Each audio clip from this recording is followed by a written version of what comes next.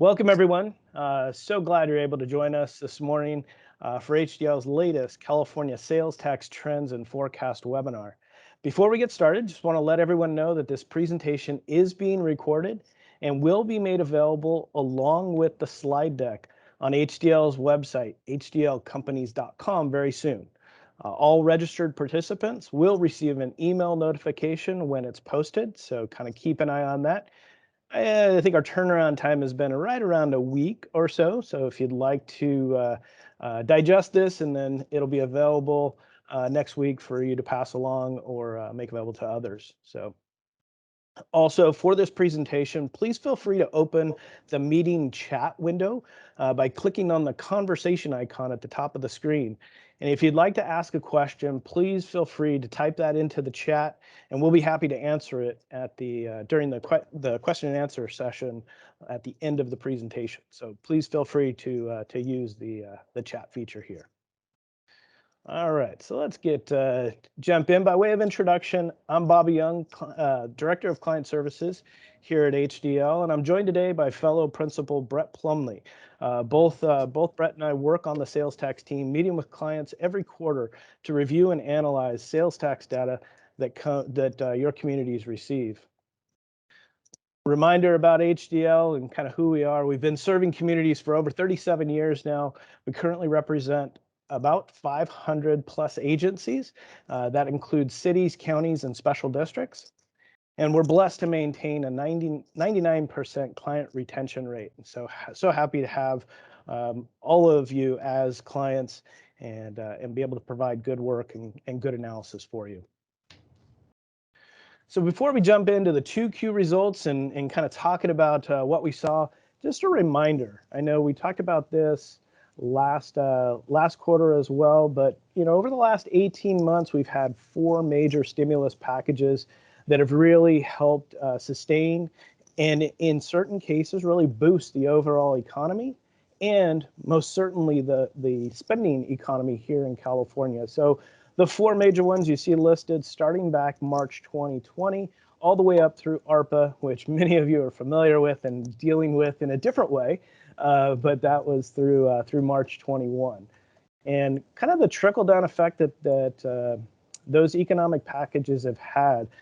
Again, just kind of a reminder that very tangibly the federal government was able to get more assets into and cash flow into consumers' hands, whether it be by increased unemployment benefits, direct payments, child tax credit. You kind of see that all here. We obviously recognize that unemployment benefits have definitely started to decrease beginning September 6th, most recently, but kind of a reminder because we will be doing a lot of look back with today's presentation.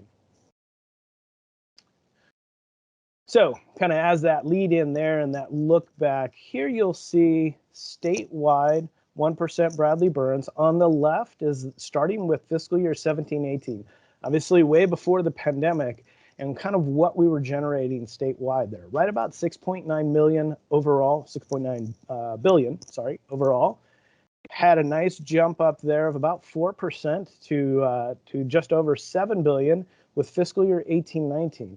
And that was the last fiscal year before the pandemic really set in and we saw adverse effects with regards to sales tax generation. You can see the drop off that fiscal year 19-20 had, going down to about 7 billion. And then now, since we have the second quarter 2021 data, we're able to put together for the majority of you guys that are on a otherwise normal fiscal year, July to June fiscal year, the second quarter period wraps up the fiscal year 2021, and you can see how much growth that we've seen. Hopefully, we've been communicating with you guys these last couple of quarters, how blown away we've been at the results and how phenomenal this recovery really has been. And in certain cases, and maybe in certain jurisdictions, you go, well, we never saw really a drop, and so what recovery? It's just been some steady growth. The 7.7 billion that we've amassed here for fiscal year 2021 far exceeds where we were pre-pandemic. Again, why we led in with a reminder of the stimulus packages and extra money that's been flowing down to consumers. As we then glance over, and part of our presentation today is to talk about the forecast. You can see there for fiscal year 21-22, still continued growth here in the time that we live. Third quarter overall, the economy has remained strong, even though unemployment benefits may have decreased at the beginning of September. We're still going to have that extra money in the third quarter. Also, we're right now anticipating a rather solid fourth quarter, normal holiday shopping period that's probably going to be the majority of the enhancement that we experience in fiscal year 21-22. And then as you glance over, just for perspective, what we're thinking right now for fiscal year 22-23, definitely a little bit more of a leveling off, a percentage increase of around 4%, which is a little bit more of our historical norm. So while we've seen this initial bump up, definitely right now anticipating a cooling off really starting in fiscal year 22-23. What does that look like on a regional basis? We've been talking about this because the results by region have been different. And you can see here just in the middle, let me go ahead and get the laser pointer going here. Right here in this middle column, the change for fiscal year 2021 compared to 1920. And you can see pretty much everybody up, because 1920 was the depths of the pandemic and the impacts. But then, as we compare the percentage change from 18-19, some have recovered almost completely, whereas there's a few, let me see if I can do this. There we go. There's a few specific areas that have yet to recover. Bay Area, Central Coast, and Southern California as a whole. There's definitely certain parts of Southern California that have been doing really well, but as a whole, still down compared to 18-19. So the differences here throughout the entire state, just a little bit different by region. Then as we look more specifically, quarter by quarter in the percentage changes, here at the top of the screen, you'll see these last two quarters, fairly dramatic percentage growth over the prior year, especially because 1Q and 2Q were the depths, really the depths of the pandemic and those initial impacts, especially 2Q20. And that's why when we're talking now a 37% overall growth in 2Q, how does it compare? And that's where we're comparing back to 18-19 and some of those pre-pandemic quarters to put it a little bit into more tangible perspective. What you see also on the screen for third quarter and fourth quarter upcoming is what I just mentioned, where we really see the strength for fiscal year 21-22, kind of all four of these quarters right here, really seeing dramatic growth at the first part of the year, rather than, and really cooling off towards the second. And then these last four quarters here back to maybe a little bit more historical normal growth before any other larger economic impacts or trends change. So we've continued to see, again, really strong results leading up through the end of fiscal year 2021, and then anticipate that continuing through the end of the calendar year. Another way to break this down, you'll see here just different percentages, but really the place of sale. Think your local brick and mortar stores versus the allocations that are made by way of the countywide use tax pool. So point of sale, especially because of how impacted 1Q and 2Q were with the initial shelter-in-place directive and business closures, so impacted that now we see solid 45% growth out of 2Q21, and that definitely exceeds. And as you can imagine, they're statewide up 37%. Where did the gap come from? Really more out of the pools. And the difference between these two lines, kind of this gapping in between here, is the pool allocations. But still anticipate for the remainder of the calendar year solid double-digit gains. And then going back to, again, probably where we're being conservative until we hear about the other trends, and we'll talk, Brett and I will talk through the different categories coming up. What does it mean for the rest of the count, kind of going through some of the headwinds and what may it mean here as we turn the calendar year. So at this time, I'm going to turn it over to Brett to jump in with autos and start going through the major industry groups. Thank you, Bobby. We're going to start, as Bobby mentioned, we're going to go through each of the sectors now, starting with autos and transportation, and tell the story about what's happening in the second quarter of 21. In autos and transportation, receipts from auto and related sales were up significantly in the second quarter of 2021, as has been the story throughout the pandemic. Demand was stoked by a combination of low financing rates, more spending opportunities. The government stimulus payments have continued to have a positive impact, and borrowing from unexpected found equity in the rising value of real estate and financial assets. What we've seen is the inventory levels have been significantly lower and not impacting second quarter as much as what we anticipate coming up in the third quarter, a little bit of an impact.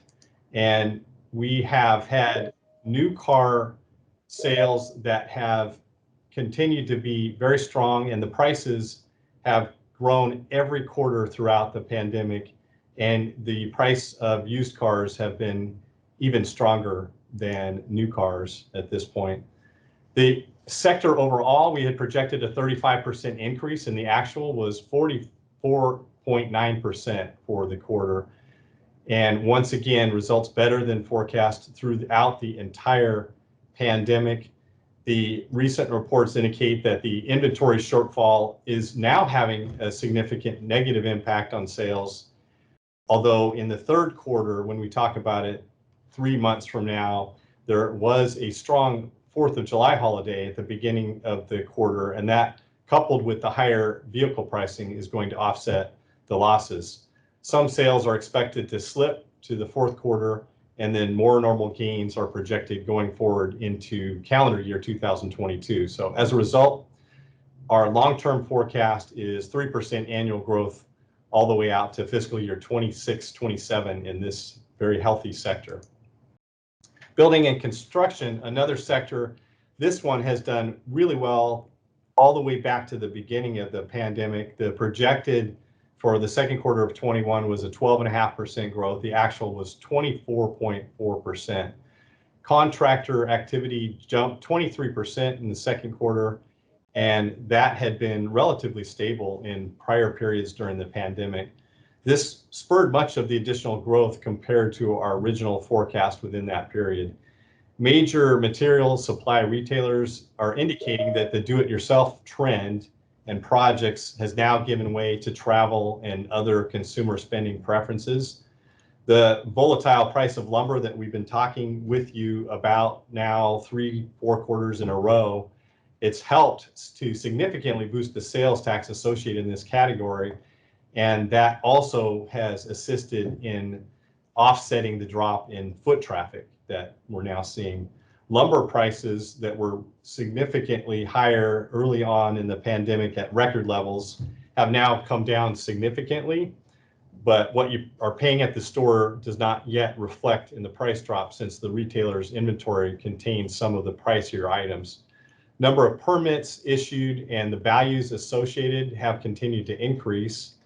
And this surge in permit issuance, it means that future work for contractors and expanded demand for materials. So again, continued upward pressure in this sector.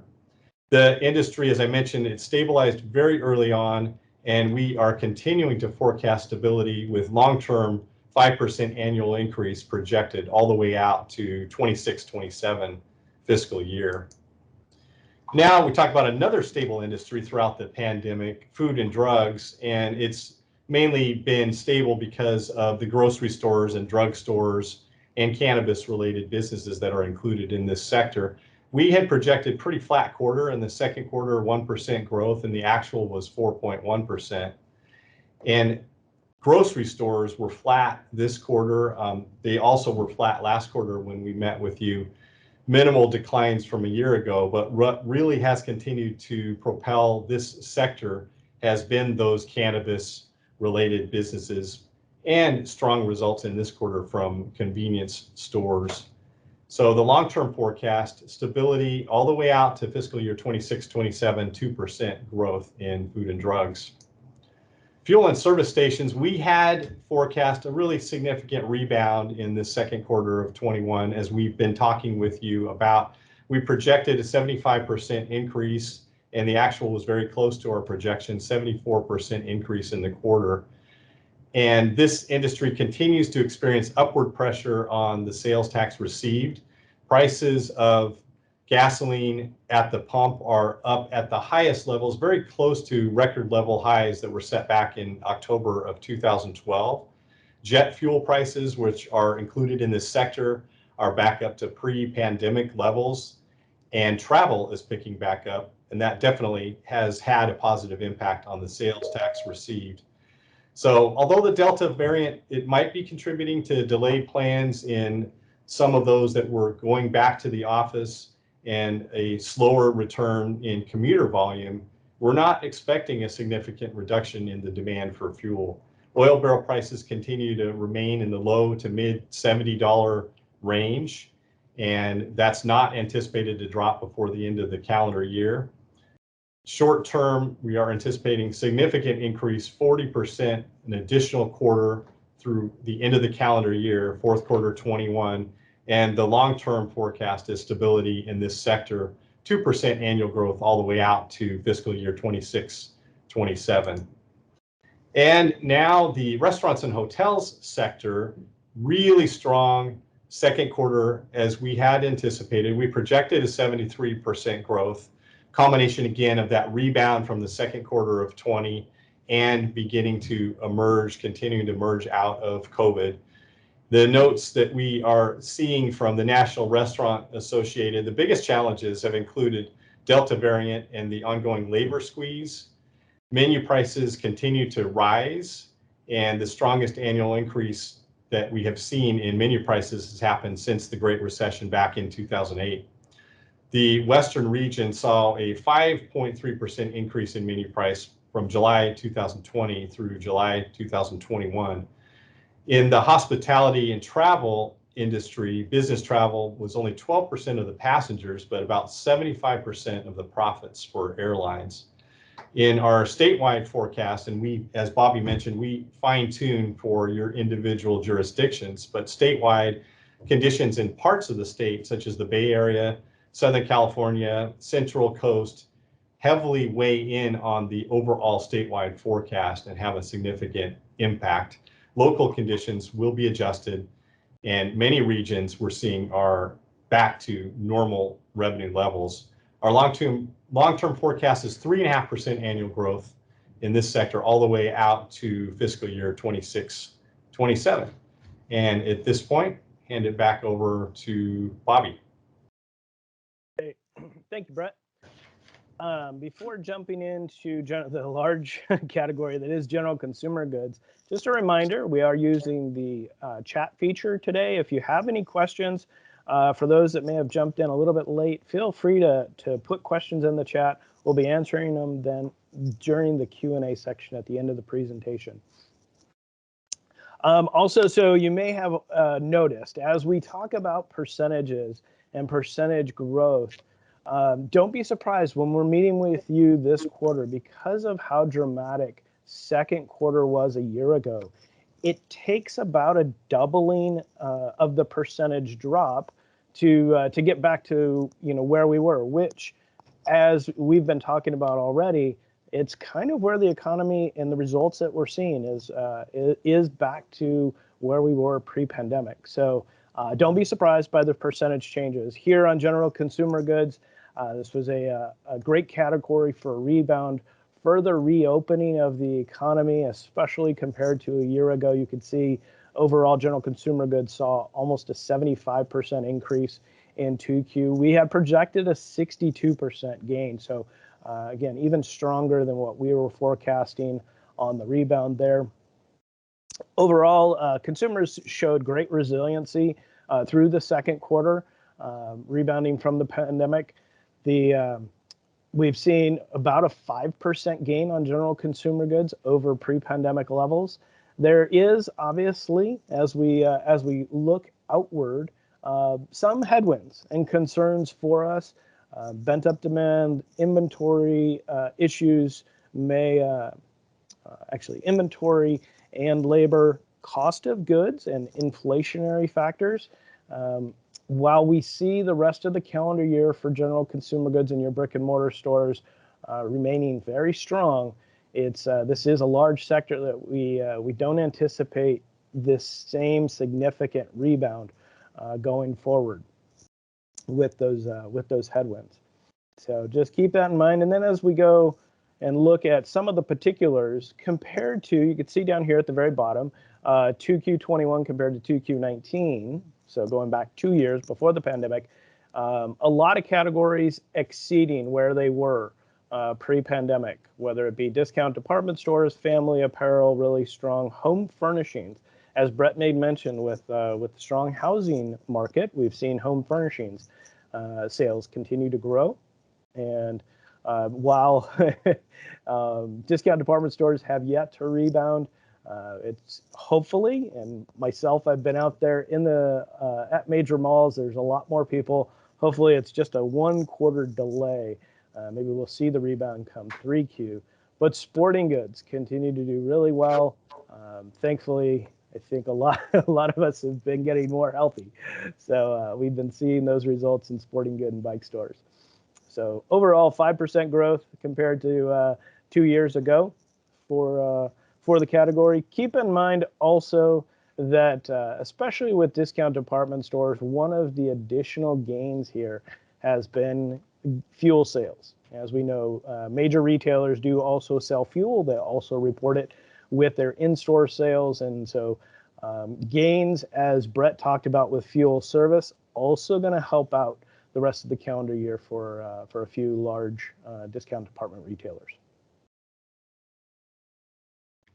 Then a topic that we've been talking about quite a bit, and we'll continue to review it and address it, is the shift of local taxes from the county-wide use tax pools to local jurisdictions. As we've made mention these last couple of quarters, fulfillment centers specifically, and you'll see a chart coming up, we report that and show that under the business and industry sector versus traditional online sales, especially from out-of-state retailers by way of the countywide use tax pool. When we go back, I also have another slide to talk about the shift and the changes in the pools, which is this top line here. But if we go back to 2Q20, overall net, we've seen a 9% increase because these last 2 quarters especially have shifted. There's been more shifts over to local jurisdictions, which then when you look at business and industry category has seen a 26% gain, most notably these last 2 quarters here by way of the reporting change that's happened. So just to further kind of touch on that topic, make sure we're all on the same page with how sales tax works.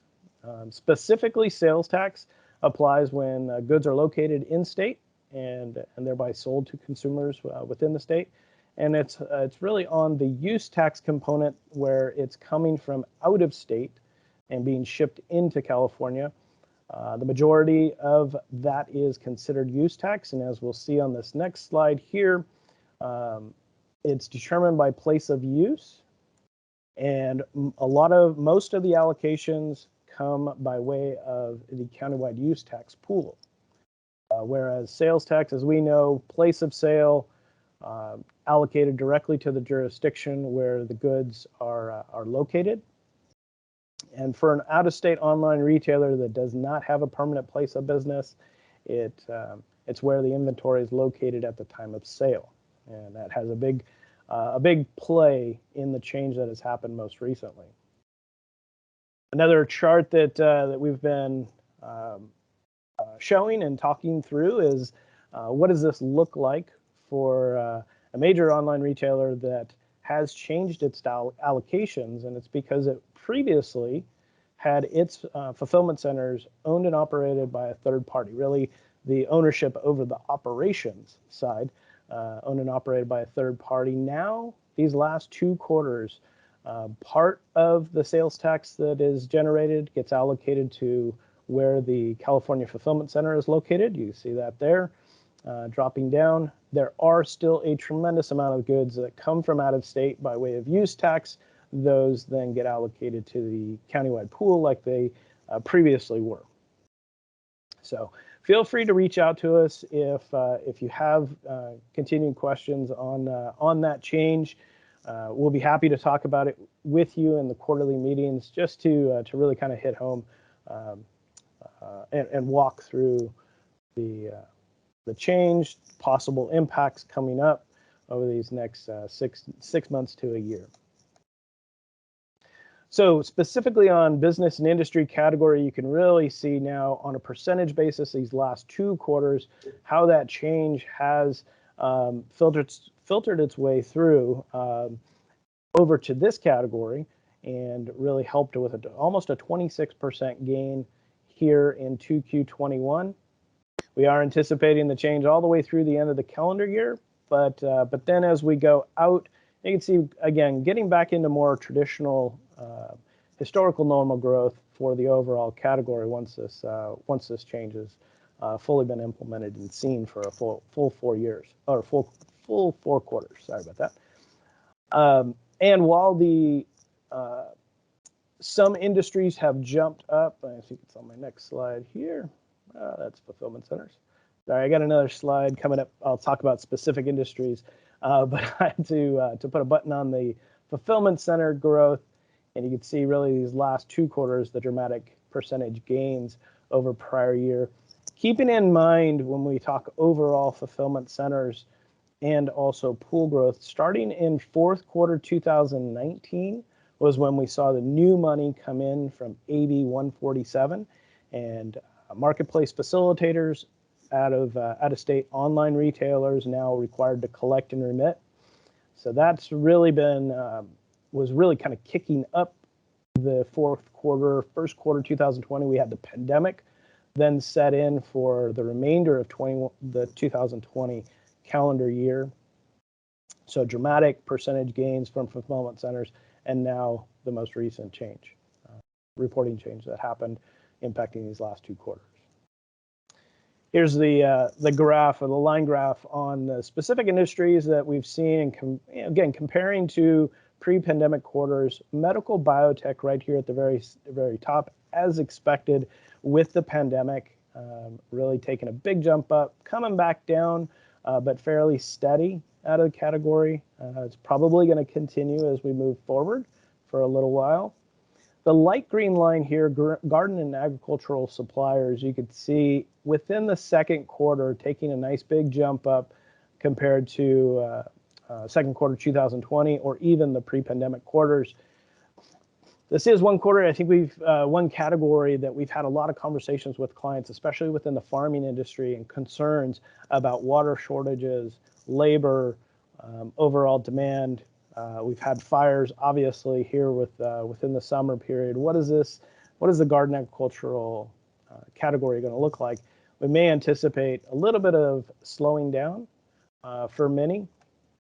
So, but still remaining fairly strong, just given the investment nature of the category, especially into equipment, and the need, once we do, cross our fingers, get some rain, to reiterate or re-engage those crops. So we could end up seeing a little bit of continued growth out of the sector. And specifically the pools and overall performance of the pools, reflecting back again, like we saw out of fulfillment centers, 4th quarter 2019 was when AB 147 went into effect. Started to see that new tax revenue come in, the dramatic rise then with the pandemic. And then these last 2 quarters, getting back, and after the reporting change from the online retailer going more to local jurisdictions, we're seeing the percentage declines, especially compared to the most recent experience, for overall for the pools really kind of take effect here in 2Q21, and that's probably going to be what we're anticipating going forward. Obviously, here the remainder of the calendar year with the reporting change, we'll expect to see somewhere between 6 and 8% growth, and then 8% growth going out for pools by quarter. Really hits home of the shift back to brick and mortar from consumers and maybe not needing or desiring to buy as much online, but there will still be habit changes that get factored in and are a part of the normal shopping experience for many. Plus the continued increased cost of goods that will still be generating a significant amount of sales tax. We do anticipate kind of more of the here again, more of the traditional normal growth out of pools. So putting all that back together and a little bit of what you saw at the very front, just kind of a reminder, percentage growth by fiscal year here, anywhere from 3 to 5%, kind of our normal growth in California. 1920 dropped down 2%. We've definitely seen a nice recovery here in 2021 of 10%. And we are anticipating, again, mostly because of what we expect out of the remainder of the calendar year, to really support a good number for 21-22. After that, getting back into our historical normal growth. Some of the headwinds, like we were talking about, may end up changing, but probably not changing our outlook or at least impacting overall sales tax. But it may not be until maybe fiscal year 22-23 that we really see those take hold. Another way to look at the comparisons with prior year, just kind of more of a stacked line graph here with dollars and percentages at the very bottom. And the light green line here really shows the depths of the pandemic all the way through second quarter 2020. And right now on the blue line, second quarter 2021, jumping up, even exceeding a fourth quarter 2020. So nice continued recovery. And then our forecast here, getting back to having a very strong fourth quarter 2021 and coming up, and then the seasonal effect and starting to maybe level off from this dramatic recovery that we've experienced. So some final thoughts. For fiscal year 2021, we saw local sales tax grow about 10%, 8% above pre-pandemic levels. Definitely the federal and state stimulus packages have had an impact more on the positive side for the economy at this point, and definitely on a sales tax perspective, giving consumers the desire and ability to spend in different categories, as we've reviewed. Inland and suburban areas have done a little bit better than dense built-out metro areas, especially those that previously heavy on tourism and travel related. As Brett may mention, maybe won't see those recover for about the next year or so, which I think when we talked 18 months ago, that's probably right about what we expected, maybe even a little bit longer run out. But the strength out of the economy could return tourism a little bit sooner. The shift in local Bradley burns, this is just a reminder here, from the pools to the local jurisdictions, will have impacts on Prop 172 and local transportation funding, LTF revenues. So we'll be updating clients more specifically on those. Mostly county and transportation agencies are to see those changes, but we'll be putting together some forecasts and talking about those results and forecast coming up. But overall, the local tax revenue remains fairly positive, especially through the end of the calendar year, despite the supply chain, pricing, labor concerns, inventory overall. The effects of those may take a little bit of time, and keeping in mind that the increased price of goods may end up offsetting some of that, like what we see out of especially auto sales and increased price of cars. And that is our forecast for today. Any questions that you may have? Just as a reminder, we've got the chat feature available if you'd like to ping us a little bit.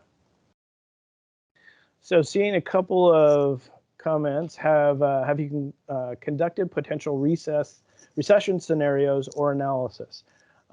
Nicole, thank you for the question. We've definitely been considering it. We always do. Here in the forecast for what we know today and the team has talked about, we don't have anything concrete that we've built in.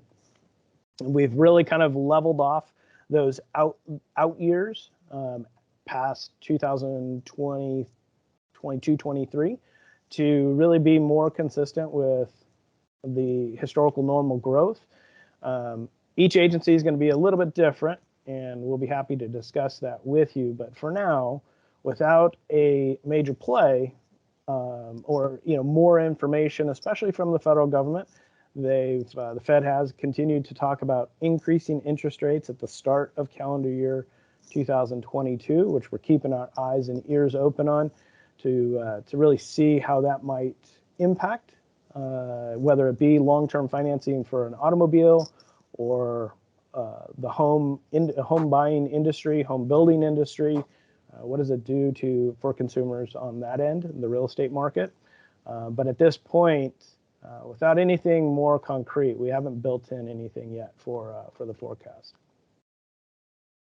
Pamela White has a question on your business and industry breakdown chart. Where would fulfillment centers like Amazon be? Those are in the category of fulfillment centers specifically. And while we didn't, back to it, while you don't see it here on this breakdown, this is kind of subcategories aside from specifically fulfillment centers, but we're really kind of calling that out here on this slide 23 and the dramatic growth that we've seen. Overall, I believe fulfillment centers make up Bobby,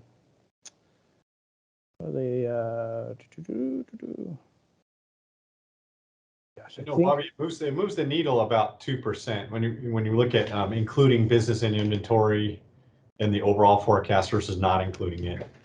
It's about a 2% difference. I'm stumping on here how much fulfillment centers make overall of the group. Let me look that up before the end of before we sign off today. So hold on to that thought. And Nicole had a follow-up there. So if we've included recession scenarios, what do you anticipate the impact to be and for how long? That kind of goes in line. We don't have a lot of solid concrete right now. Obviously, when we reflect back, we were anticipating a much bigger, longer lasting impact from the pandemic, which we simply haven't seen in the overall results. And so, when we go back before that, as far as recessions go, we're talking about the Great Recession, right? And so that wasn't even really, I don't think we can consider that normal. So if we were to build in a recession, it's probably going to look like a little bit of a slowdown. And we were already anticipating within our forecast before the pandemic hit, kind of a cooling off from a 4 to 5% growth down to about a 1 to 2% growth. And that might be otherwise considered more of a recession or a mild recession, and just kind of that slowdown. At this point, that's probably what we would anticipate without any other information and data to really support something bigger, is just a little bit of a slowdown in the out years. And that, if we go through past, so here, instead of seeing 3.5 to 4%, maybe that cools off a little bit to about a 1% growth in a couple of years. Ryan Martinez has a question. How does the shifting of local Bradley Burns from pools affect Prop 172 and LTF? Ryan, great question there. For both Prop 172 and local transportation funding, the basis for how that gets allocated is where local Bradley Burns 1% gets allocated. How did it get allocated? So for Prop 172 and the ratio that goes to each county, it's dependent on the prior calendar year Bradley Burns results.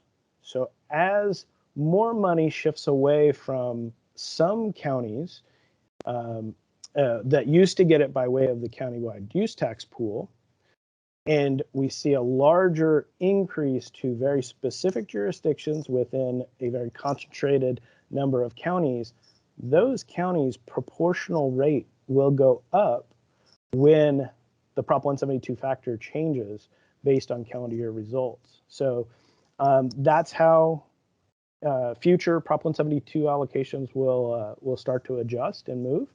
Also on the local transportation funding, this is the quarter-cent portion of the base sales tax rate, and that gets allocated based on where the 1% Bradley Burns goes.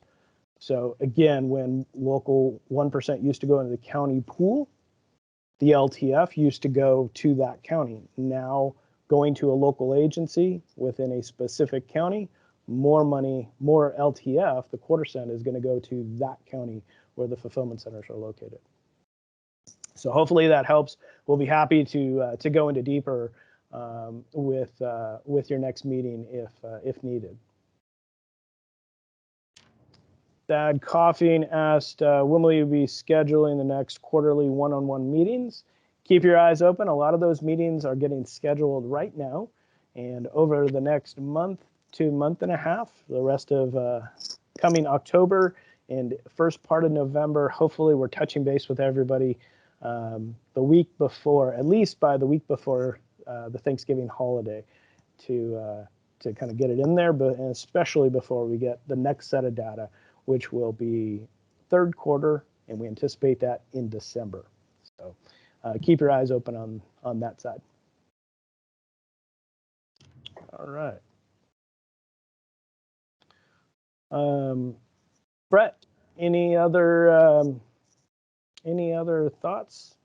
No, I don't see any other. I think we got through all the questions there. But if you do have follow-up, like Bobby said, we can answer those with you. Either email us anytime you want, or we'll talk with you when we meet with you this upcoming quarter. Great. Thank you guys so much. Really appreciate your time, your patience this morning, and we definitely, the whole team looks forward to meeting with you in your quarterly meeting to go over your results. In the meantime, feel free to reach out if you need anything else. Thanks so much, and have a great, healthy rest of the day and time coming up.